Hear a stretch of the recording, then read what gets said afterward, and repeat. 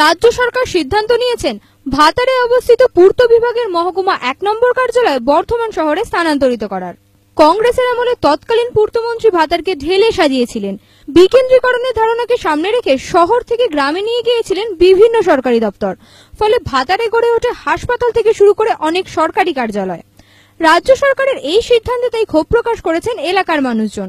হাতের নাগাল থেকে কার্যালয় যাতে দূরে চলে না যায় তার জন্য বামফ্রন্টের ছাত্র যুব সংগঠনের সদস্যরাও দাবি জানালেন। এ বিষয়ে তারা কথা বলেন ভাতারের বিডিও প্রলয় মণ্ডল ও পূর্ত দপ্তরের বাস্তুকারদের সঙ্গেও।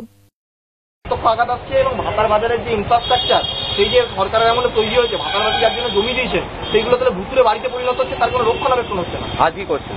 আমরা সেটার জন্য বিডিও সাহেবের কাছে ডেপুটেশন দিলাম, বললাম আপনি এখানকার লোকাল গভর্নমেন্ট, আপনি এখানকার সরকারের প্রতিনিধি ভাতার ব্লকে, আপনাকে আপনার দাবি জানালাম যে সমস্ত অফিসগুলো ফিরে গেছে সেই অফিসগুলোকে আনতে হবে এবং এই অফিসটা কোনো মতই হচ্ছে ফিরে যেতে দেবো না।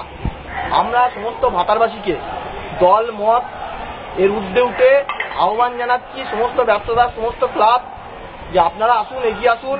বিগত তৃণমূলের প্রাক্তন বিধায়ক তার আমলে দুটো উঠে গেছে এবং বর্তমান তৃণমূলের বিধায়ক নির্বাচিত হয়েছে, সবার মতো তা একটা উপরে উঠে যাচ্ছে। এই দায়, নৈতিক দায় হচ্ছে তৃণমূল সরকারের এবং ভাতারের প্রাক্তন তৃণমূল বিধায়ক এবং বর্তমান তৃণমূল বিধায়ক। পূর্ত কার্যালয় অন্যত্র চলে গেলে ভাতারবাসীদের যে সমস্যা হবে সে বিষয়ে সব দলই সহমত প্রকাশ করেছেন। আর এই সিদ্ধান্তের বিরোধিতা করেছেন সমস্ত রাজনৈতিক দল। আলফা নিউজ, ভাতার।